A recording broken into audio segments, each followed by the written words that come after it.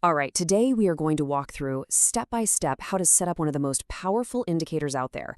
But here's the twist. We're not just going to use the default settings. No, we're digging into a very specific method from our source, Stock Arrow, and it might just completely change the way you look at a chart. You know that feeling, right? You pull up a chart and bam, you're just staring at this sea of tools and indicators.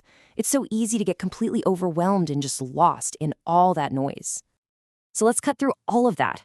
We're going to focus on mastering just one of them today. Our source for this guide, Stock Arrow, argues that the Relative Strength Index, the RSI, is absolutely foundational. It's where you start if you really want to understand the market. Okay, let's dive right in. So why the RSI? I mean, out of all the hundreds of options you could pick from, why are we starting right here? What's so special about this one?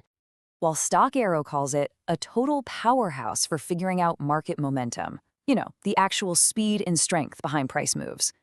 Now look, you're not going to use this thing all by itself forever, but they really stress that getting a deep, solid understanding of the RSI, that's like laying the foundation for the entire house.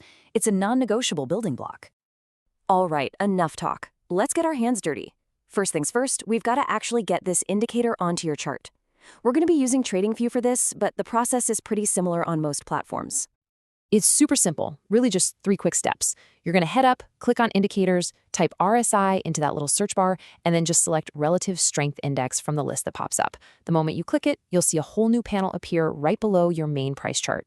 Easy. Okay, so it's on the screen. But we're not done yet. Now it's time to pop the hood and really dial in the engine of this thing. And that all happens in the Input settings.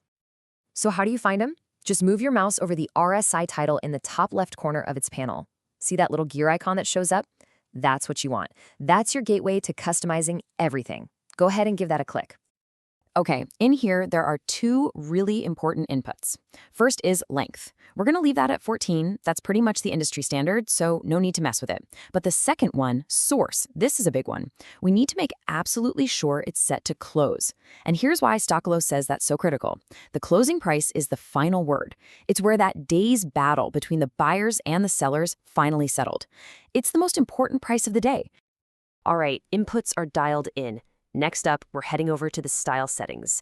This is where we clean things up visually, but more importantly, this is where we make the single biggest strategic change that our source recommends. The whole idea here is to get rid of the clutter. You want your eyes to go exactly where they need to. So first, let's take that main RSI line and make it pop. Pick a bright color, maybe white, and make it a bit thicker. Then we get rid of the stuff we don't need. See that RSI-based moving average and the middle band? For this specific strategy, they're just noise, so we're going to make them invisible. We want to focus only on what matters. Okay, now this is it. This next change is the absolute heart of the Stock Arrow method. This is the one adjustment that separates this setup from what pretty much everyone else is using with their default settings. And here it is, plain and simple. We are completely throwing out the classic 70-30 levels that you hear about everywhere for overbought and oversold. Instead, we're tightening those boundaries. The upper band moves down to 60 and the lower band moves up to 40. Now this is huge. This isn't just changing a number, it's changing the entire philosophy. We're not waiting for extreme, over-the-top conditions anymore. We're looking for that crucial shift, the moment momentum starts tilting into bullish or bearish territory, and we're seeing it way earlier. And that's it. With that one final, really powerful tweak, your RSI indicator is now completely set up, it's optimized and ready to go, all based on this Stock Arrow method. So go ahead and click OK. And just realize, what's on your screen now isn't just some generic RSI anymore. Nope.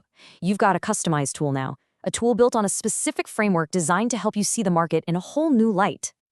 But, and this is a big but, as our source makes crystal clear, just copying these settings isn't the magic trick.